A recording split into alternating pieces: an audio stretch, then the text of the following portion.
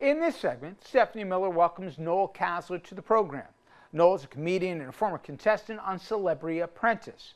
He takes us behind the scenes of what it's like dealing with Donald Trump without the cameras running. We're going to make a lot of progress, I believe, this week. Is President Putin disrespecting you by attacking Ukraine when you're trying to make peace there? Is President Putin disrespecting you by attacking Ukraine when you're trying to make peace there? What did he do? Well, he's attacking Ukraine. Is he disrespecting me? Yeah. Who are you with? I'm Michael Burnbaum, the Washington Post. You've lost a lot of credibility. I can't believe I missed that he audibly farted on stage. When was that? A few days ago? Yeah. How did I miss this? Okay.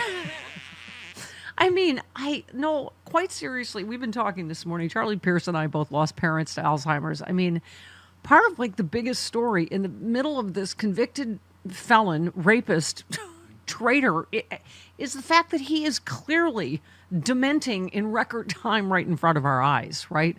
And the media still, I mean, I think the Washington Post just now wrote a piece, right? I mean, the New York Times just finally. Exactly. And it's scary, right? And it leads to our prior conversation, right? If he's not fully aware of his faculties, if he's being pushed out on stage with a nose full of Adderall and a brain full of fog, there's been earlier reports they would play music in the White House to satiate him, right? They would play memories from cats and stuff to calm him down. I mean, that was crazy. And that shows dementia, drug addiction, an unhealthy mind. And to the earlier point, when we talk about conspiracy theories, January 6th was a conspiracy, right? They do exist. So if you had people behind the scenes trying to manipulate the imagery of Trump, the assassination attempts would go a long way to, making up for what you're losing in the obvious dementia and crazy behavior. Yeah. I mean, it's just, I mean, one news cycle, right? Jody, wait, 1 day, 2, 3 days. When I take Mondays off, it's so much crazy. It's hard to even remember just turning the military on his political opponents. I mean, okay. Yeah. Didn't he also make like a fat joke about the guy that fainted and they took out on a stretcher? I mean, but yeah, it is just this sort of, look how effing crazy this guy is.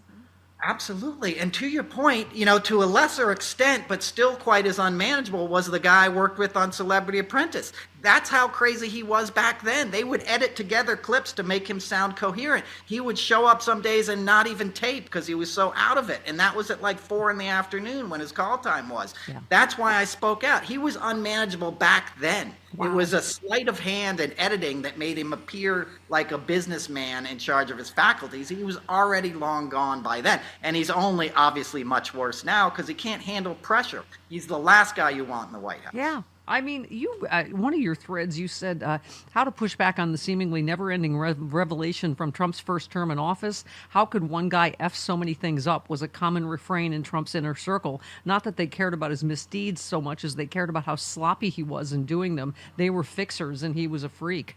I mean, but I was just saying, no, I don't know at what point, what segment of the population this just becomes white noise. All the people with their hair on fire warning everyone that's worked with him, everyone from his administration. I feel like they've so thoroughly bought into everything else is fake news except what Trump says, right? Yeah.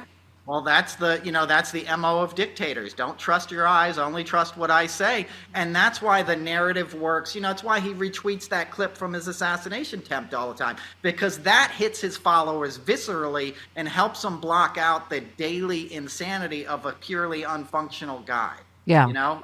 Well, we were saying whether we play a clip, right, Jody, or you read a transcript, no, he makes no sense. Almost at all anymore.